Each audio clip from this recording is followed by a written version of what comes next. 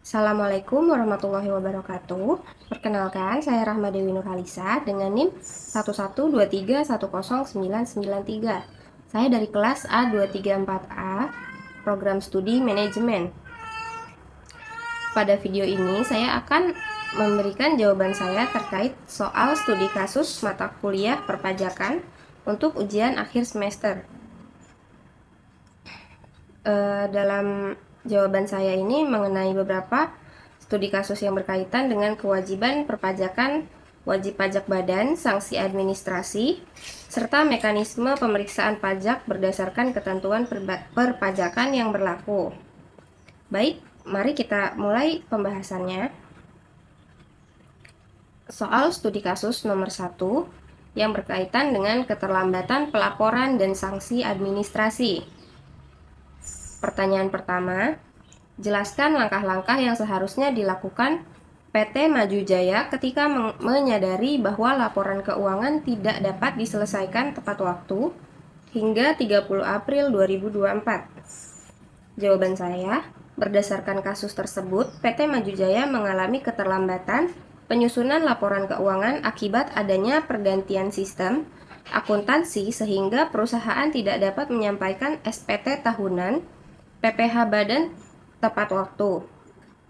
Seharusnya sebelum batas waktu penyampaian SPT tahunan berakhir pada tanggal 30 April 2024, PT Maju Jaya tidak langsung membiarkan SPT terlambat, melainkan melakukan permohonan perpanjangan waktu penyampaian SPT tahunan kepada Direktorat Jenderal Pajak atau DJP.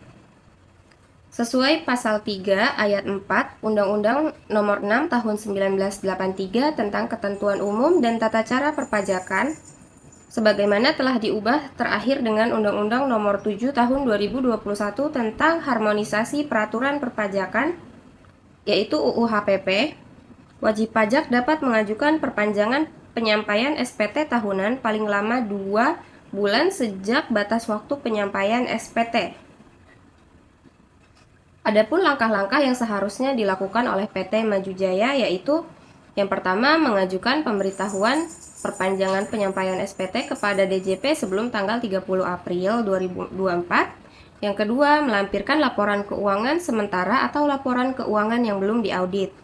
Yang ketiga, melampirkan perhitungan sementara pajak yang masih harus dibayar.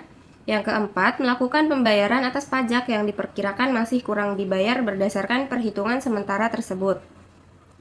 Yang kelima, menyampaikan SPT tahunan paling lambat setelah masa perpanjangan berakhir. Karena PT Maju Jaya tidak mengajukan perpanjangan dan baru menyampaikan SPT pada 30 Juni 2024, maka perusahaan dianggap terlambat menyampaikan SPT dan dikenai sanksi administrasi sesuai ketentuan perpajakan. Soal selanjutnya yaitu berapakah total sanksi administrasi yang harus dibayar oleh PT Maju Jaya? Dan hitunglah secara rinci. Yang pertama, diketahui batas penyampaian SPT yaitu 30 April 2024. Tanggal penyampaian SPT yaitu pada 30 Juni 2024. PPh kurang bayar sama dengan 500 juta rupiah. Keterlambatan 2 bulan. Tarif bunga sama dengan 2% per bulan. Yang ditanyakan total sanksi administrasi atas keterlambatan pajak. Yang pertama, menghitung denda keterlambatan penyampaian SPT terdapat pada dasar hukum Pasal 7 Ayat 1 UU KUP. Denda keterlambatan penyampaian SPT tahunan badan adalah sebesar 1 juta rupiah. Selanjutnya, menghitung bunga keterlambatan pembayaran karena pajak baru dibayar pada saat SPT disampaikan tanggal 30 Juni. Maka keterlambatan pembayaran dihitung mulai tanggal 1 Mei 2024 sampai 30 Juni 2024, yaitu selama 2 bulan. Yang pertama rumusnya, yaitu bunga sama dengan pajak kurang bayar dikali tarif bunga dikali lamanya keterlambatan, yang berarti 500 juta rupiah dikali 2% dikali dengan 2 bulan sama dengan 500 juta dikali 0,02 dikali 2, yaitu 10 juta rupiah dikali 2. yaitu hasilnya 20 juta rupiah. Selanjutnya, menghitung total sanksi administrasi. Denda keterlambatan pelaporan sama dengan 1 juta rupiah. Bunga keterlambatan pembayaran sama dengan 20 juta rupiah. Jadi total sanksi administrasi 1 juta rupiah ditambah 20 juta rupiah sama dengan 21 juta rupiah. Berdasarkan perhitungan tersebut, PT Maju Jaya dikenakan sanksi administrasi berupa denda keterlambatan penyampaian SPT sebesar 1 juta rupiah dan bunga keterlambatan pembayaran sebesar 20 juta rupiah. Sehingga total sanksi administrasi yang harus dibayar adalah 21 juta rupiah. Selanjutnya, pertanyaan 1C. Apakah ada sanksi yang dikenakan PT Maju Jaya jika mereka menyampaikan SPT pembetulan pada bulan Agustus 2024 yang menyebabkan PPh terutang menjadi lebih tinggi? Jelaskan dasar hukumnya. Dalam kasus PT Maju Jaya, adanya kesalahan pencatatan berupa beban sebesar 200 juta rupiah yang seharusnya tidak dapat dikurangkan secara fiskal. Kesalahan tersebut menyebabkan PPh terutang yang dilaporkan menjadi lebih rinci daripada yang seharusnya. Berdasarkan pasal 8 ayat 1 dan ayat 2 UU KUP, wajib pajak diperbolehkan melakukan pembetulan SPT atas kemauan sendiri sebelum dilakukan tindakan pemeriksaan oleh Direktorat Jenderal Pajak. Karena pembetulan tersebut menyebabkan jumlah pajak yang harus dibayar menjadi lebih besar, maka PT Maju Jaya wajib menyampaikan SPT pembetulan, membayar kekurangan pajak yang timbul akibat pembetulan, dan membayar sanksi administrasi berupa bunga sesuai ketentuan yang berlaku, yang dihitung sejak saat pajak terutang sampai dengan tanggal pembayaran. Dengan demikian, PT Maju Jaya tetap dapat melakukan pembetulan SPT, namun wajib melunasi kekurangan pajak beserta sanksi administrasi sesuai ketentuan yang berlaku. Lalu pertanyaan terakhir dari nomor 1D, jika PT Maju Jaya memberikan kuasa kepada konsultan pajak untuk mengurus kewajiban perpajakannya, apakah konsultan pajak tersebut memiliki posisi dan tanggung jawab yang sama dengan direksi perusahaan dalam sanksi pidana? Berdasarkan pasal 32 UU KUP, pelaksanaan hak dan kewajiban perpajakan suatu badan dilakukan oleh pengurus atau pihak yang mewakili badan tersebut. Walaupun PT Maju Jaya memberikan kuasa kepada konsultan pajak, tanggung jawab utama atas pemenuhan kewajiban perpajakan tetap berada pada direksi atau pengurus perusahaan sebagai wajib pajak. Konsultan pajak hanya bertindak sebagai pihak yang menerima kuasa untuk membantu penyelesaian administrasi perpajakan. Oleh karena itu, konsultan pajak tidak secara otomatis memiliki tanggung jawab pidana yang sama dengan direksi perusahaan. Selanjutnya, studi kasus soal nomor 2, yaitu mengenai kasus pemeriksaan pajak dan sanksi SKPKB. Pertanyaan yang pertama, berapa besarnya sanksi administrasi yang dikenakan SKPKB yang diterbitkan karena hasil pemeriksaan tersebut? Hitunglah. Yang pertama, diketahui PT Sejahtera Abadi telah menyampaikan SPT tahunan PPh Badan Tahun Pajak 2023 pada bulan Maret 2024 dengan status kurang bayar sebesar 300 juta rupiah dan telah dilunasi. Berdasarkan hasil pemeriksaan DJP, ditemukan koreksi fiskal sehingga PPh terhutang menjadi 600 juta rupiah. Dengan demikian, terdapat kekurangan pembayaran pajak sebesar 600 juta rupiah dikurangi 300 juta rupiah, yaitu menjadi 300 juta rupiah. SKPKB diterbitkan pada bulan Desember tanggal 20 2024. PT Sejahtera Abadi baru melunasi kekurangan pajak tersebut pada 20 Maret 2025.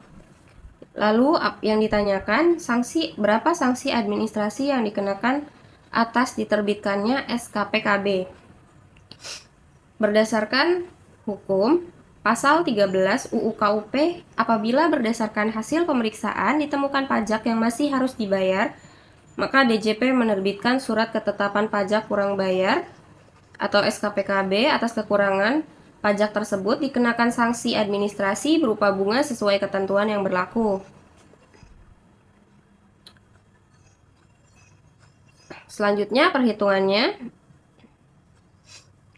PPh terutang menurut pemeriksaan terdapat 600 juta rupiah. PPh yang telah dibayar berupa 300 juta rupiah. Kekurangan pajak sama dengan 600 juta rupiah dikurang 300 juta rupiah sama dengan 300 juta rupiah. Menghitung bunga administrasi.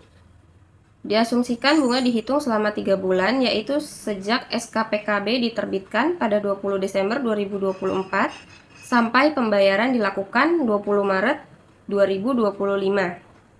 Untuk perhitungannya, yang pertama rumusnya yaitu bunga sama dengan pokok pajak dikali tarif bunga dikali lamanya keterlambatan. Selanjutnya yaitu perhitungan sama dengan 300 juta rupiah dikali 2% dikali 3. 300 juta rupiah dikali 0,02 dikali 3. 6 juta dikali 3 yaitu 18 juta rupiah. Kesimpulannya, PT Sejahtera Abadi harus melunasi kekurangan pajak sebesar 300 juta rupiah dan sanksi administrasi berupa bunga sebesar 18 juta rupiah sehingga total pembayaran menjadi 318 juta rupiah. Pertanyaan selanjutnya, PT Sejahtera Abadi ingin mengajukan keberatan atas SKPKB.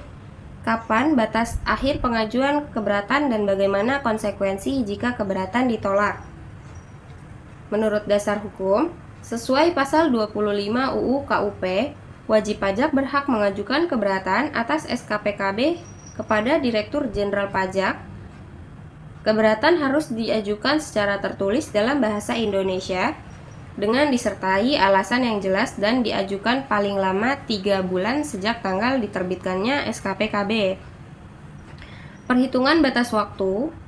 Tanggal SKPKB pada 20 Desember 2024, jangka waktu keberatan 3 bulan, maka batas akhir pengajuan keberatan adalah 20 Maret 2025. Konsekuensi apabila keberatan ditolak, maka yang pertama, wajib pajak wajib melunasi jumlah pajak sesuai keputusan keberatan. Yang kedua, wajib pajak dapat dikenai sanksi administrasi sesuai ketentuan perpajakan yang berlaku. Yang ketiga, apabila masih tidak setuju, wajib pajak dapat mengadukan banding ke pengadilan pajak dalam jangka waktu 3 bulan sejak keberatan diterima. Pertanyaan selanjutnya yaitu 2C, yaitu jika PT Sejahtera Abadi tidak membayar kekurangan pajak sesuai SKPKB sampai dengan jatuh tempo, apa konsekuensi selanjutnya dan bagaimana mekanisme penagihannya? Sesuai dasar hukum, apabila wajib pajak tidak melunasi utang pajak sampai batas waktu yang telah ditentukan, maka DJP melakukan penagihan berdasarkan Undang-Undang Nomor 19 Tahun 2000 tentang penagihan pajak dengan surat paksa. Konsekuensi yang diterima apabila PT Sejahtera Abadi tidak membayar utang pajak sampai jatuh tempo, maka DJP dapat melakukan penagihan aktif. Maka selanjutnya tahapan penagihan yang benar adalah yang pertama, surat teguran. DJP menerbitkan surat teguran sebagai peringatan agar wajib pajak segera melunasi hutang pajaknya. Yang kedua, ada surat paksa. Apabila setelah surat teguran diterbitkan, wajib pajak tetap belum membayar, DJP memberikan surat paksa yang memiliki kekuatan hukum untuk melakukan penagihan. Lalu yang ketiga, ada penyitaan. Jika utang pajak masih belum dilunasi, DJP dapat melakukan penyitaan terhadap harta milik wajib pajak. Yang keempat, ada pelelangan. Barang yang telah disita dapat dilelang oleh negara untuk melunasi utang pajak beserta biaya penagihannya. Dan yang terakhir, ada pencegahan atau penyanderaan.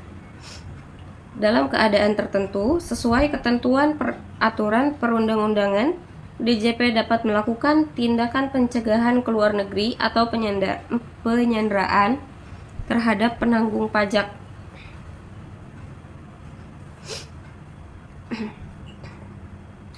Mungkin sekian jawaban yang dapat saya berikan atas soal studi kasus yang sudah diberikan.